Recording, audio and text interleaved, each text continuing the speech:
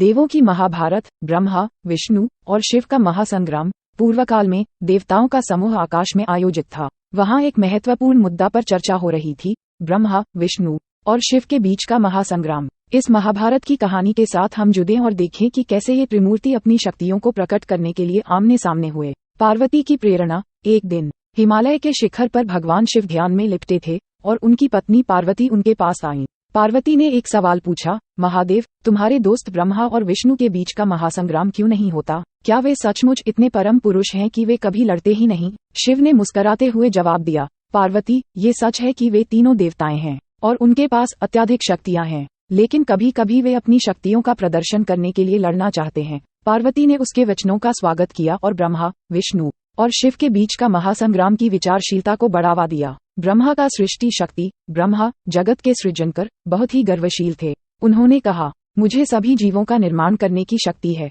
मैं ही सबका पिता हूँ। विष्णु ने तराजू में मोघा तोल किया और कहा, ब्रह्मा, तुम तो निर्माण कर सकते हो, लेकिन क्या तुम संरक्षण कर सकते हो? मैं ही सबके पालनहार हूँ और जीवों को संरक्षित रखने की शक्ति है मेरे पास। विष्णु की पालन शक्ति। विष्णु कहा, मैं ही सभी जीवों का पालन करता हूँ और मेरे बिना वे नष्ट हो जाते। शिव ने अपने त्रिशूल को उठाया और कहा, मैं ही सबका नाश कर सकता हूँ और मेरे बिना वे मर जाते। देवों का संग्राम। ये सुनकर ब्रह्मा और विष्णु नातंबे का संग्राम करने का निर्णय लिया। शिव के साथ उनका महासंग्राम आयोजित किया गया। आकाश में उनका महासंग्राम देखकर सभी देवताएं उत्सुक हो उठीं। इसे देखकर पार्वती ने भी अपने पति के साथ उसके आग्रह के लिए जुट जाने का निर्णय लिया। महासंग्राम की शुरुआत। महासंग्राम की शुरुआत हुई और ब्रह्मा, विष्णु और शिव आपस में आमने सामने हुए। शिव ने अपना त्रिशूल उठाया और ब्रह्मा की ओर बढ़े, लेकिन विष्णु उनके बीच में आए और उन्हें रोक दिया। विष्णु ने कहा, आपका ये संग्राम अर्थशास्त्रियों के लिए बेहद महत्वपूर्ण है। हमें ये दिखाना है कि शक्ति का संतुलन जरूरी है। ब्रह्मा की अहंकार।